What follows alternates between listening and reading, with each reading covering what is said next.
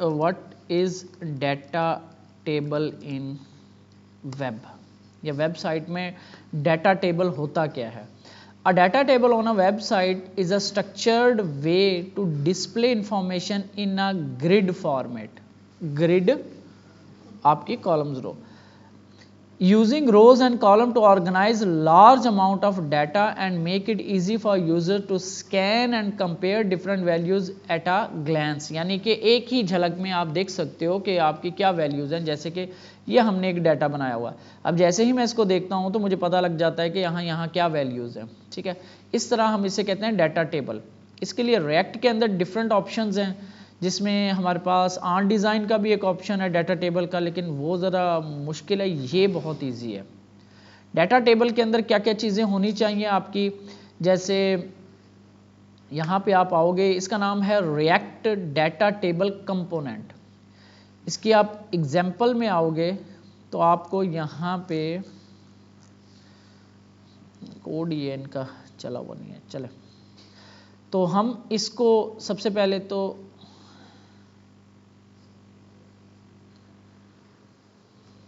ठीक है, सबसे पहले तो इसको हम इंस्टॉल करते हैं। इसके official react data table component, ये इसका पूरा नाम है, रिएक्ट डाटा टेबल कंपोनेंट पूरा नाम है इसका। इधर आएंगे और लेफ्ट साइड से आप इंस्टॉलेशन पे आओगे और npm इंस्टॉल, ये आपने इसको सबसे पहले तो इंस्टॉल कर लेना है। Control C control V,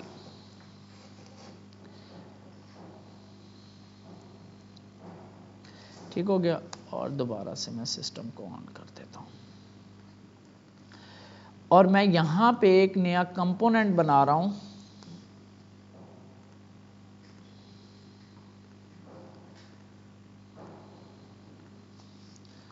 data table dot JSX RAFCE। अच्छा, JSX और JS के अंदर ना कोई ज़्यादा फ़र्क नहीं है। हम ये कन्वेंशन यूज़ करते हैं कि JSX वहाँ यूज़ करते हैं एक्सटेंशन जहाँ पे आपको प्रॉपर ये चाहिए होता है, HTML जिसके अंदर आ रही होती है, यानी JSX आ रही होती है, वहाँ पे एक्सटेंशन हम JSX रख देते हैं। लेकिन जहाँ पे आपके पास JSX नहीं है, जैसे कि ये जगह थी, तो इसकी एक्सटेंशन हम JS कर सकते हैं। लेकिन वीट जो है ना, मेरा ख्याल है वो अब कहती है कि आप सारों की एक्सटेंशन जो है ना JSX रखो, मेरा ख्याल है। अब इनके कोई आया, पहले जो हम इसको JS ही रखते थे तो कोई मसला नहीं आता था। बहरहाल JSX चल जाएगी दोनों में। ये हमारे पास डाटा टेबल का कंपोनेंट है, ठीक है। ये हमारा अब रेंडर होगा वहाँ पे data table, react data table, react data table. ये मैंने एक अलग कंपोनेंट बनाया और डैशबोर्ड में बंद, यही डैशबोर्ड में ही बनाना है हमने, यहाँ पे रेंडर कराना है, ये वो जगह है डाटा टेबल। डाटा टेबल ये रिएक्ट कंपोनेंट वाला आ गया। अच्छा, उसका नाम भी डाटा टेबल ही है, फिर हमें अपना नाम चेंज कर लेना चाहिए। हमें ये कोशिश करो कि उस सेम नाम से आप ना जाओ। तो मैं यहाँ पे इसको न्यू फाइल करता हूँ, डाटा टेबल, चलें posts, data table dot post JSX, चलें पोस्ट डाटा टेबल कर दें। ये लो, post data table dot JSX RAFCE, ठीक हो गया। और इसको हम रेंडर करवा देंगे यहाँ पे पोस्ट डाटा टेबल। ये तो ये आपका यहाँ पे अब ये क्योंकि हमारा ना ये बार बार रीलोड होगा, तो रीलोड होने से क्योंकि वो हमारा वो चेक एंड जो लगा हुआ वो मसला करेगा, तो हम थोड़ी देर के लिए चेक जो है ना उसको अभी हम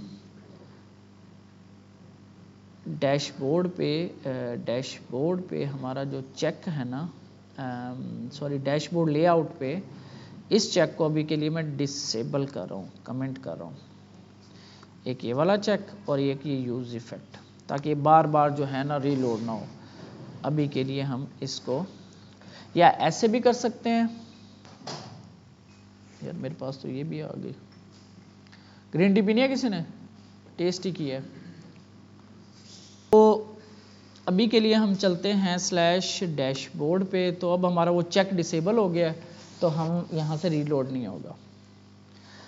तो हम इसको बंद करते हैं और पोस्ट डाटा टेबल, ये डैशबोर्ड है, यहाँ पे ये रेंडर हो गया और ये पोस्ट डाटा टेबल और डैशबोर्ड कॉपी हमने उसके लिए ऐप JSX इसकी ज़रूरत नहीं है। यहाँ पे एक्स्ट्रा फाइलें ना ओपन किया करो, जो आपको ज़रूरत हो जिस पे काम करो वही ओपन करो, फिर पता नहीं चलता क्या हो रहा है।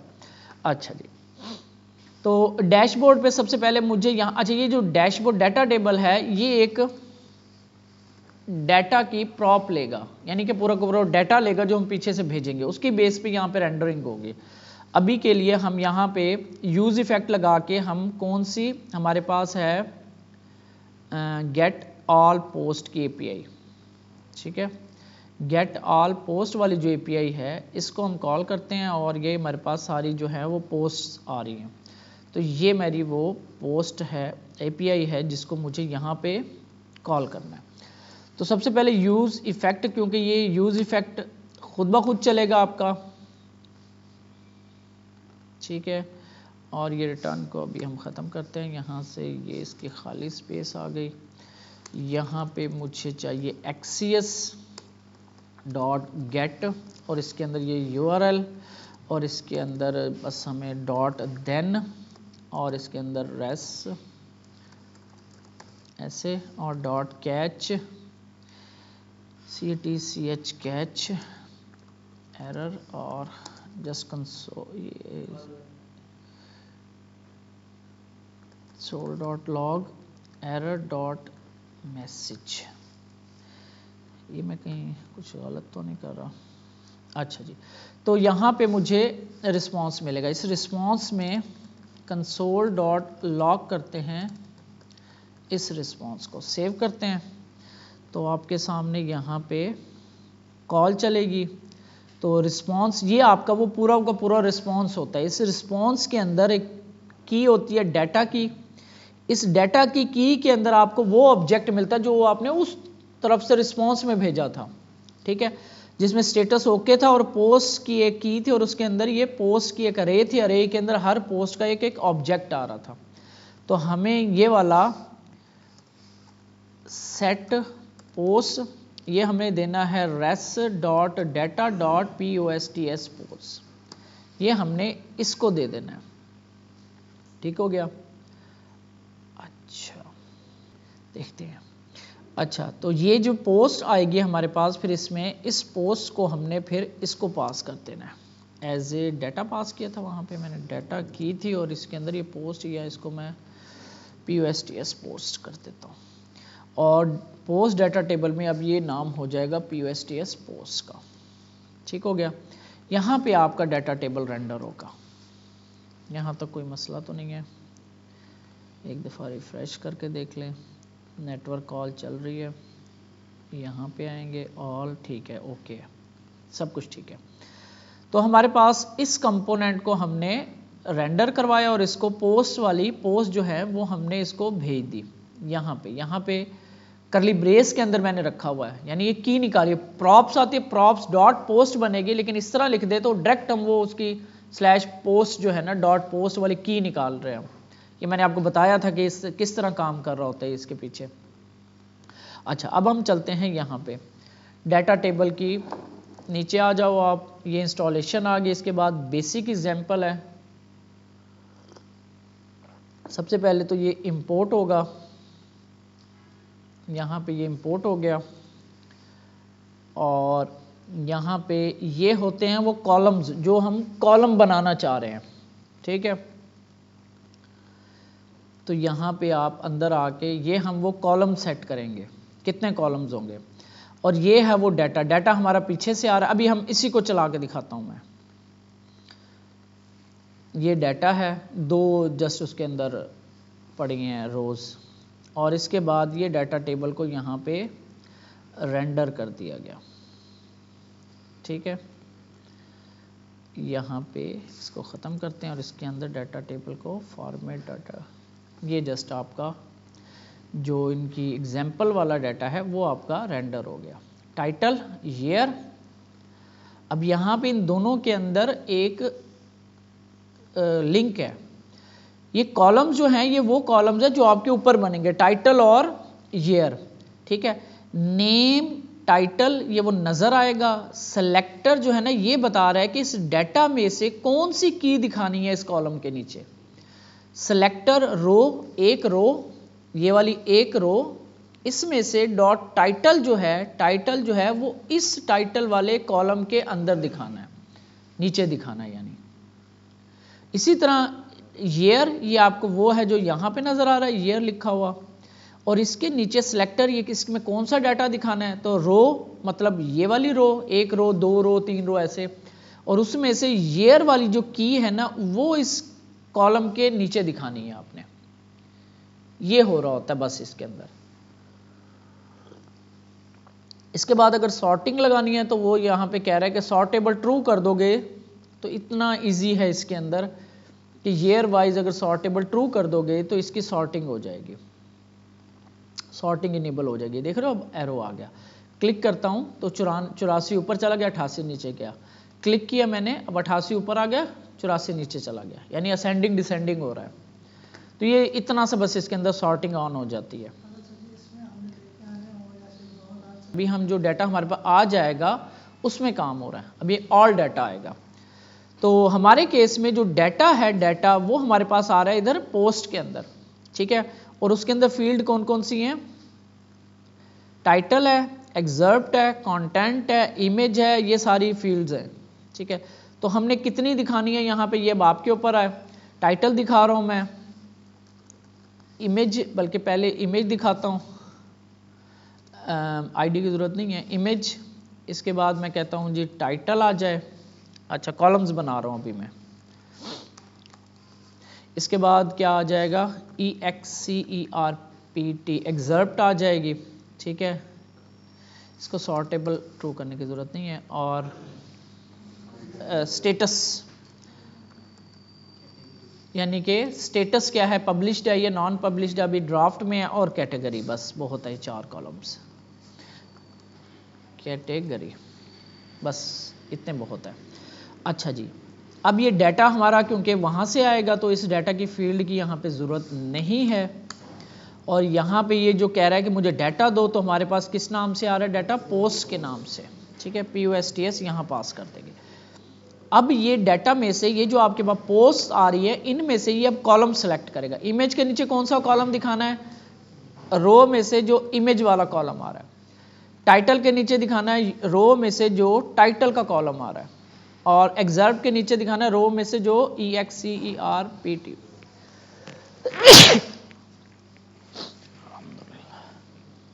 ठीक है। और स्टेटस में दिखाना है हमने इज पब्लिश्ड, ये मेरे जो कॉलम्स आ रहे हैं ये आ रहे हैं, ये इज पब्लिश्ड। और कैटेगरी के नीचे दिखाना है मैंने कैटेगरी। तो सॉर्टिंग सब पे लगी हुई है, कोई मसला नहीं है। और इनका नाम जो है ना मैच होना चाहिए आपके जो डाटा आ रहा है आपके पास। ये आपकी लग गई डाटा टेबल। ये देखो सॉर्टिंग भी हो रही है इसमें, और इसमें सॉर्टिंग है।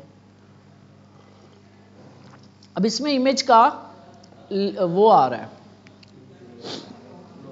ठीक है, URL आ रहा है, लेकिन हमने यहाँ पे दिखानी है direct image.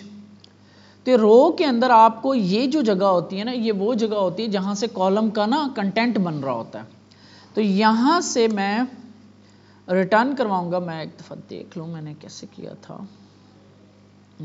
Data table, data table, हाँ डायरेक्ट इमेज का ये मैं ऐसे कैसे ना यहाँ से उठा लेता हूँ, बना हुआ है मेरे पास। इमेज का टैग, सोर्स क्या होगा, वो रो में से इमेज का टाइट उसका लिंक, और इसकी मैंने हाइट और विड्थ दे दी, और स्टाइल बॉर्डर रेडियस 5 पिक्सल, ये रिटर्न हो रहा है यहाँ पे।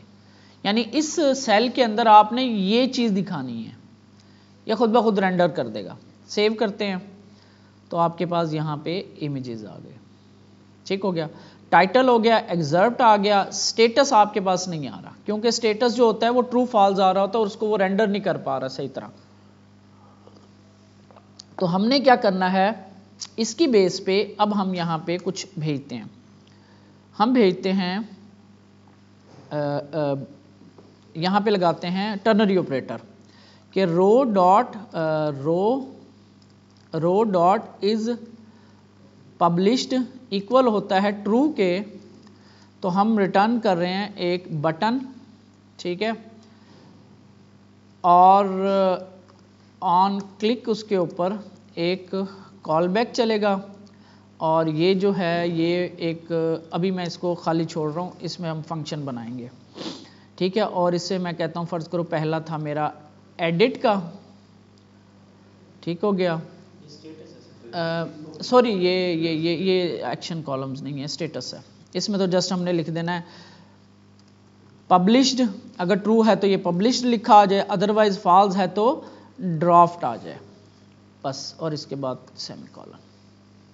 वो मैं पता है क्या कर, ये देखो ट्रू फॉल्स के केस में बेसिकली मैं इसकी वो बना रहा था, कंपोनेंट बना रहा था। स्पैन या बटन हमें बनाना पड़ेगा क्योंकि क्लिक करने पे हम पब्लिश करवा सकते हैं, अगर हमने स्टेटस चेंज करना है तो वो हम एक्शन में कर देते हैं। अच्छा, स्पैन, तो इसके अंदर मैं लिख देता हूँ पब्लिश्ड, इसकी थोड़ी सी स्टाइलिंग कर रहा हूँ मैं, स्पैन, और यहाँ पे मेरे पास चल रही है वो बीजी पब्लिश्ड है, ग्रीन, तो मेरे पास ये चल रही है। अच्छा जी, यहाँ से मैंने ये स्पैन उठाया, इसके ये डबल कोट्स ख़त्म हो जाएंगे, ये स्पैन उठाया और मैंने यहाँ पे रख दिया ड्राफ्ट में, और यहाँ पे इसका कलर मैं कर देता हूँ रेड, और ये ड्राफ्ट। तो ये कुछ थोड़ा सा आपकी स्टाइलिंग हो जाएगी। ये आगे इसको पैडिंग भी दे लें थोड़ी सी, P-2 P-2, और ये आपका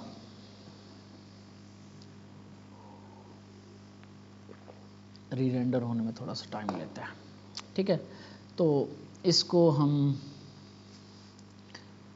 राउंडेड डैश SM, और यहाँ पे भी हम कर देते हैं राउंडेड डैश SM, और पैडिंग जो है वो PX जो है वो 4 कर देते हैं X एक्सिस पे। बस ये बाकी सेटिंग वेटिंग थोड़ी सी हम कर लेंगे इसकी, ठीक हो गया। कैटेगरी पे भी सॉर्टिंग लग गई, ठीक है। और ये आपका पब्लिश जो है वो ट्रू फॉल्स की बेस पे आ रहा है, पब्लिश की स्पेलिंग गलत है, PUBLISHED, पब्लिश्ड।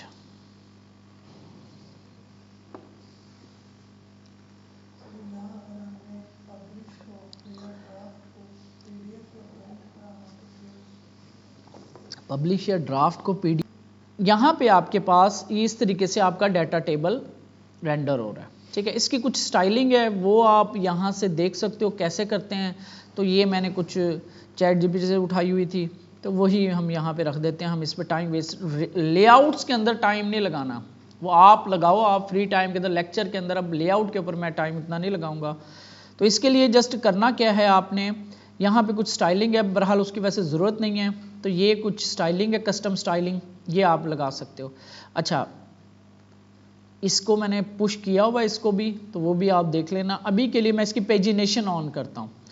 पेजिनेशन के लिए आपने यहाँ पे आना है और पेजिनेशन सिर्फ कर देना, या इसकी वैल्यू ट्रू कर देनी है। ऐसे सेव करोगे तो आपके पास यहाँ पे नीचे जो है पेजिनेशन आ जाएगी, ठीक है। अभी हमारे पास डाटा कम है तो सही तरह से आपको नज़र नहीं आ रही, तो ये आप डाटा कम ज़्यादा करके शो करवा सकते हैं। यहाँ पेजेस आ जाएंगे, यहाँ पे बल्कि होगा ऑप्शन पर पेज का। अगर हम पेजिनेशन में जाएं तो यहाँ पे ऑप्शन होगा कि हम पर पेज कितना दिखाना चाह रहे हैं। देखो ज़रा पेजिनेशन, ये पेजिनेशन, ये ऑप्शंस हैं इसके। तो number of rose per page, number of, ये आ रहा है बूलियन, इसकी वैल्यू है rows per page, text range separator all boolean, hide the rows per page drop down, ये तो कुछ है कि शो करवाना है। रेंज है यहाँ पे नहीं है। डॉक ऑप्शंस मज़ीद देखते हैं, तो यहाँ पे कहीं पे आ रहा होगा कि पर पेज आप कितना दिखाना चाह रहे हो। पेजिनेशन कंपोनेंट ऑप्शंस, यहाँ पे ये ऑप्शंस हैं, ये रो है, ट्रू है, टू डूज। पर पेज का क्यों नहीं आ रहा, इनका बेसिक पे शायद हो। तो पेजिनेशन ऑन हो गई, ठीक है। ये शो कोड, ये जस्ट पेजिनेशन है बेसिक्स, तो यहाँ पे कहीं पे ऑप्शन नहीं है इसका, ठीक है। और अगर मैं इसको 2 कर दूं तो ये आई थिंक 2 दिखाएगा हर टेबल पे, नहीं, फ्रेश करते हैं, ये आ गया, ठीक है। ये अब 2 एक पेज पे 2 आ रहे हैं। अब आपके टोटल 2 पेजेस तकरीबन 8 है ना, तो ये आपका ये इसको हम कहते हैं पेजिनेशन। यहाँ पे आप इसको चेंज भी कर सकते हो, 15 करूँ तो ये सारे रिकॉर्ड दिखा देगा कि एक पेज पे 15 आने चाहिए। बाय डिफ़ॉल्ट जो है वो ये पर पेज जो है आपको 2 रिकॉर्ड दिखा रहा है, ठीक है। तो ये है पेजिनेशन पर पेज के नाम से इसकी ऑप्शन है। ये आपको कहाँ से मिल सकती थी हमें, हम जाते ना अगर पेजिनेशन में तो यहाँ होनी चाहिए थी वैसे,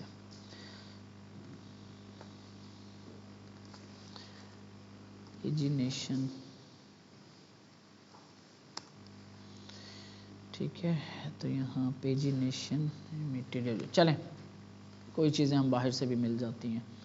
अच्छा, तो ये हमारी हो गई पर पेज पेजिनेशन। तो हम यहाँ पे कहते हैं इसको 2 नहीं, तुम मुझे यहाँ पे 5 रिकॉर्ड दिखाओ, तो 5 रिकॉर्ड आपको ये पर पेज दिखाएगा।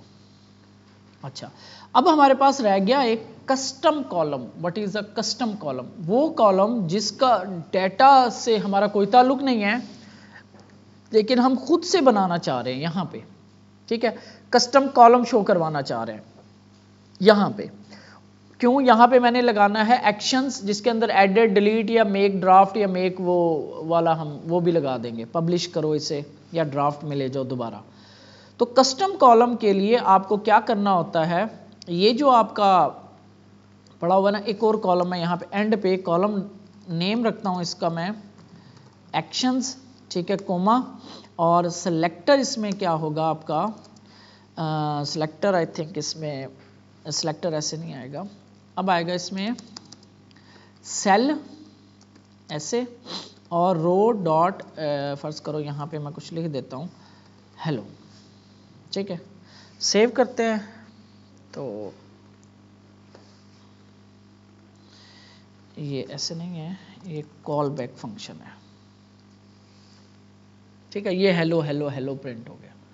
सेल जब हम लगा देंगे तो ये कस्टम कॉलम बन जाएगा, ठीक है। और इसके अंदर हम कुछ भी दिखा सकते हैं, आपको सारा रिकॉर्ड मिल रहा होगा, यानी हर रो का टाइटल या एग्जर्प्ट या कुछ भी चीज़ आप इसमें दिखा सकते हो। फ़र्ज़ करो मैं कहता हूँ कि टाइटल कोई भी हम काम करना चाह रहे हैं, जैसे कैटेगरी है, तो रो यहाँ पे मुझे क्या मिलेगी, रो मिलेगी एक, इस रो में रो डॉट कैटेगरी, तो इस कस्टम कॉलम में कुछ कैटेगरी दिखाना चाह रहा हूँ मैं, तो अनकैटेगराइज कैटेगराइज आ गए। यानी कस्टम कॉलम बनाने के लिए आपको सेल लगाना पड़ेगा और उसके आगे कॉल बैक फंक्शन, और इसके अंदर हम कुछ भी काम कर सकते हैं। तो कस्टम कॉलम जो है ना वो मैंने बनाया हुआ है, तो वो मैं आपको दिखा देता हूँ इसके अंदर क्या हो रहा है, बस वो मैं आपको समझा देता हूँ।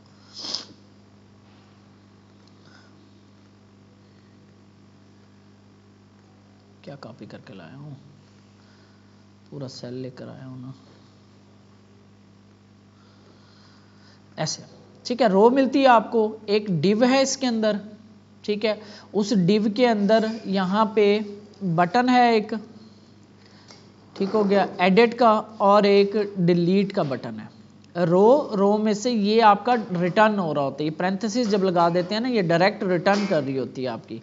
करली ब्रेस अगर लगाएं, सेमी करली ब्रेस लगाएं तो हमें इसके पीछे रिटर्न लिखना पड़ता है। अगर ये पैरेंथेसिस डायरेक्ट लिख दें और इसके अंदर ये पास कर दें डाटा एक पेरेंट डिव, तो आपको क्या होता है, ये डायरेक्ट जो है ना ये रिटर्न वाला काम कर देता है। ये आपका वो रिटर्न फंक्शन नहीं है जो हमारा, ये वो चीज़ चल रही होती है। इसके बाद डिव है, डिव के अंदर 2 बटन्स हैं, एक एडिट है और एक डिलीट है। इनके हर बटन के ऊपर एक आपको मिल रही है एक कॉल बैक फंक्शन लगा हुआ है। ऑन क्लिक के ऊपर हैंडल डिलीट, और इसके ऊपर एडिट के ऊपर हैंडल एडिट का फंक्शन बने हुए हैं। अब ये 2 फंक्शंस हमें यहाँ बनाने पड़ेंगे, कॉन्स्ट हैंडल डिलीट, ये क्या है, ये आईडी लेगा, ठीक है। और इसके अंदर अभी console.log डिलीटेड, अभी जस्ट हम डमी फंक्शंस बना लेते। कॉन्स्ट हैंडल एडिट, यही नाम रखा हुआ है, हैंडल एडिट, ये अपडेट्स जो करेंगे हम उसको हैंडल करेगा, और ये भी आईडी लेगा, और ये तो बेसिकली ये वाला जो फंक्शन होगा ये अगले राउट पे भेज देगा हमें एडिट वाले फॉर्म पे। अभी हम एडिट को नहीं देख रहे, डिलीट हम देख लेंगे। तो ये आपको आईडी लेगा और डिलीट कर देगा। और ये आईडी इनको कहाँ से मिलेगी, जब भी इस बटन्स के ऊपर क्लिक करेंगे तो ये जो रो, एक एक रो आ रही है ना आपकी, हर कॉलम के अंदर एक एक रो आ रही होती है, उस रो का अंडरस्कोर आईडी जो इसका मेन आईडी होता है हमारे पास, ये वाला अंडरस्कोर आईडी, हर पोस्ट का अंडरस्कोर आईडी जो होता है वो हम यहाँ से अगर आप देखो, ये अंडरस्कोर आईडी जो है ये आपका इस पोस्ट का आईडी है, प्राइमरी की है, ये वो प्राइमरी की हम इनको पास कर रहे हैं। ऑन क्लिक के ऊपर हैंडल एडिट और इसको रो डॉट अंडरस्कोर आईडी, रो डॉट अंडरस्कोर आईडी, बस ये आपके दो एक्शंस बटन्स बन जाएंगे। मैंने यहाँ पे कौन सा किया हुआ है, डिलीट वाला किया हुआ है, क्लिक करते हैं तो ये डिलीटेड वाला कॉल बैक फंक्शन चल रहा है। ये आपका जस्ट कहलाता है एक्शंस कॉलम, यानी कि कस्टम कॉलम। उसके अंदर कस्टम कॉलम बनाना मुश्किल है, इसके अंदर बड़ा इजी है। सिलेक्टर लगा देंगे तो आपका डाटा में से जो चीज़ सेलेक्ट करके लाना चाह रहे हैं कॉलम वो आएगा। अगर आप सेल लगा दोगे तो ये कस्टम कॉलम बन जाएगा। फिर आप एक कॉल बैक फंक्शन लगा के इसके अंदर कोई भी HTML रिटर्न करवा सकते हो, आपकी कॉलम में नजर आ जाएगी। बस इतना सा काम हो रहा है। ये आपका कहलाता है कस्टम कॉलम। बस मेरा ख्याल है इसमें यही चीज़ अभी के लिए हम यही चीज़ करते हैं। सॉर्टिंग हमारी लग गई है, ठीक है, और हमारे पास ये आ गई है, और नीचे हमारे पास पेजिनेशन भी आ गई है। मेन चीज़ें यही होती हैं, ठीक है। तो बाकी इसकी सर्च है वो भी हम लगा लेंगे। अभी हम इससे थोड़ा सा आगे चलते हैं। हम क्या करते हैं, हम यहाँ पे डिलीट परफॉर्म करते हैं, डिलीट का एक्शन परफॉर्म करते हैं। हमारे पास डिलीट की API बनी हुई है, इनको क्लोज कर लिया करो। जस्ट आपको पोस्ट डिलीट वाली नहीं बनाई मैंने, चले मैं पहले API बनाऊंगा फिर मैं इसको डिलीट करूंगा। इससे पहले मुझे जाना है यहाँ पे, ठीक हो गया। यहाँ पे एक मुझे राउट बनाना है, पोस्ट राउटर डॉट डिलीट, ठीक है, स्लैश डिलीट कोमा, और पोस्ट डिलीट का वहाँ पे बनाऊंगा एक्शन DLETE डिलीट। ये होगा जी इंपोर्ट होगा ऐसे, अभी बनाया नहीं है मैंने। पोस्ट कंट्रोलर में मैं गया, ये क्रिएट पोस्ट है, तो यहाँ पे मैं कॉन्स्ट पोस्ट डिलीट और एसिंक फंक्शन, और एक चीज़ और कि यहाँ पे जो डिलीट होगा ना तो इसके ऊपर भी ऑथ चेक लगाना है मुझे, ऐसे कोई भी किसी की पोस्ट डिलीट कर देगा। यहाँ पे अब देख लेना डिलीट की फंक्शनैलिटी कैसे काम करती है।